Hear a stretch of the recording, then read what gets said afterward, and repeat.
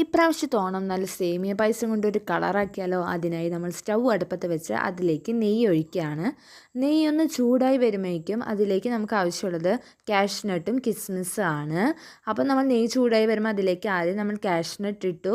അതിനുശേഷം അത് റോസ്റ്റായി വരുമ്പോൾ അതിലേക്ക് നമ്മൾ കിസ്മിസ് ആഡ് ചെയ്തു. കുറച്ച് പൊട്ടലും ചീറ്റലൊക്കെ ഉണ്ട്, അതിൽ നമ്മൾ കഴുകിയപ്പോൾ വെള്ളം വന്നതാണ്, അതുകൊണ്ടാട്ടോ. അപ്പോൾ നമ്മളത് റോസ്റ്റ് ചെയ്ത് നമ്മൾ കോരിയെടുത്തു. പിന്നെ നമുക്കൊരു കപ്പ് സേമിയ, അപ്പോൾ നമ്മൾ ആ നെയ്യിലേക്ക് തന്നെ ഇട്ട് റോസ്റ്റ് ചെയ്യുകയാണ്. അത് നല്ലപോലെ റോസ്റ്റായിട്ട് വരുമ്പോൾ അതിലേക്ക് നമ്മൾ പാൽ ഒഴിക്കുകയാണ്. നമ്മുടെ ആവശ്യത്തിന് പാൽ ഒഴിക്കാം. എന്നിട്ട് നമ്മളത് നല്ലതുപോലെ ഇളക്കി കൊടുക്കാം.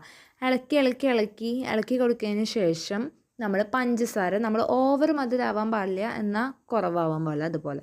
എന്നിട്ട് നമ്മൾ ഏലക്ക 2 എടുത്തു. അത് നമ്മൾ ഇടിച്ച് പൊടിച്ച് പൊടിയാക്കി ഇട്ടു. പിന്നെ നമ്മൾ നേരത്തെ റോസ്റ്റ് ചെയ്ത് വെച്ചിരുന്ന കാഷ്നട്ട് കിസ്മിസ് എല്ലാം കൂടിയിട്ട് നല്ലപോലെ അടിപൊളിയായിട്ട് ഇളക്കുക. നമ്മൾ അടിപൊളി സേമിയ പായസം